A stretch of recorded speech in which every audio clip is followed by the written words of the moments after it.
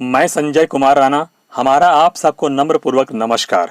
आज हमारा आप लोगों के बीच आने का उद्देश्य सिर्फ और सिर्फ आपको तथा आपके समस्त परिवारों को तथा हम आपके सबके प्रिय देश को कोरोना रूपी विनाशकारी महामारी संक्रमित बीमारी से सुरक्षा हेतु जानकारी के साथ आशाएं भी हैं कि अब से आगे इससे बचने के नियमों का पालन अवश्य ही करेंगे, क्योंकि आज पूरा देश ठीक उसी प्रकार आशाएं हम सबों से कर रहा है। जिस प्रकार जब किसानों को अपनी अपनी बंजर भूमि को देख बारिश की आशाएं लिए आसमान की ओर निहारते हैं, साथ ही हम आप सबों से ये कुछ प्रश्न भी कर रहा है जिसका जवाब खुद अपने आप को ईमानदारी पूर्वक एक जिम्मेदार किसी के पिता रूप में, किसी के पुत्र रूप में, किसी के पति रूप में, किसी के भाई रूप में, साथ ही एक सच्चे नागरिक के रूप में तथा एक सच्चे देशभक्त के रूप में दीजिए कि आप मास्क और एक दूसरे से दूरी का कितना पालन कर रहे हैं और आगे कितना करेंगे भी। जब किसी बीमारी में डॉक्टर्स दवा लिखते हैं तो आप उसे टाइम टू टाइम लेते हैं, कोई परहेज की सलाह दी जाती है तो वो भी करते हैं। तो फिर कोरोना संक्रमित बीमारी से बचाव में लापरवाही आखिर क्यों?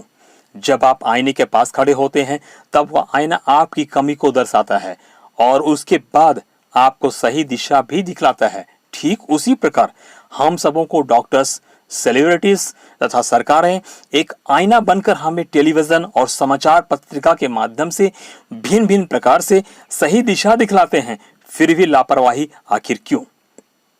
आप कोरोना को कुछ इस प्रकार भी समझ सकते हैं कि यह कितना खतरनाक दलदल के रूपी एक विशाल भंवर के समान है, जिसमें जो कोई भी दूसरा व्यक्ति उस फंसे हुए दलदल के संपर्क में जाता है वो भी इसका शिकार हो जाता है। और अगर उसे कोई बचाने का भी प्रयास करता है तो वह समीप ना जाकर दूर से ही बचाने का प्रयास करता है। तो फिर यहाँ पे आपस में दूरी क्यों नहीं?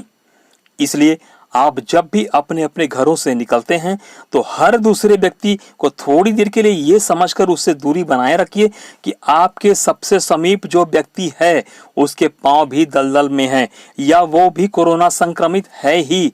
वो 440 से 11,000 और 25,000 वोल्ट का व्यक्ति है जिसे छूना तो दूर की बात है, उसके समीप जाने पर भी वो अपनी आगोश में ले लेगा।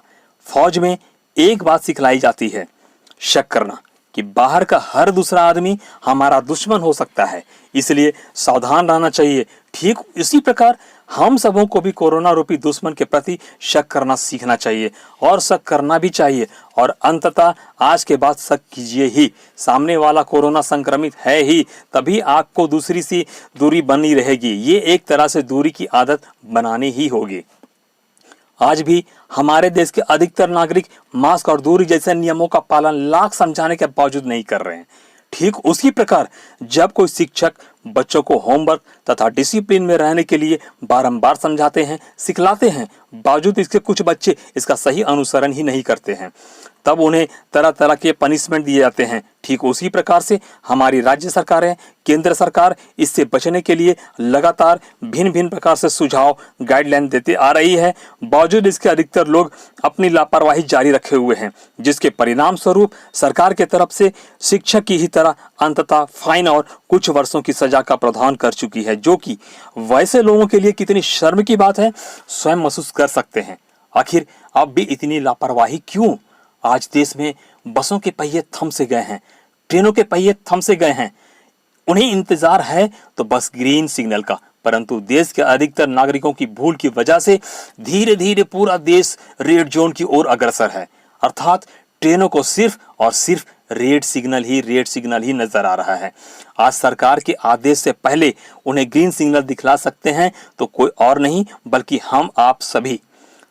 आज हवाई जहाज की माने तो किसी ने पंख ही कतर दिए हैं जो पूर्णतः उड़ नहीं पाते। क्या आप नहीं चाहते हैं कि वो फिर से उड़ सके? तो क्या आप नहीं चाहते हैं कि वो बसें, ट्रेनें पहले की तरह सुचारू रूप से आवागमन हो? क्या आप नहीं चाहते कि मनोरंजन स्थल, पर्यटक स्थल खुले? क्या आप नहीं चाहते कि धार्मिक स्थल खुले? क्या आप नहीं चाहते कि स्कूल कॉलेज फिर से खुले? ये बच्चे आपके कल के भविष्य हैं, इस देश के भविष्य हैं। इसलिए सबसे बड़ी बाधा कोरोना को हराना है तो सबसे पहले आपको ही जागना होगा और साथ ही लोगों को भी जगाना होगा। मास्क और दूरी जैसे नियमों का पालन करना ही होगा। आज असंख्य लोगों के परिवारों के अनमोल हीरे को कोरोना ने निगल लिया। उन परिवारों पर क्या बीतती होगी।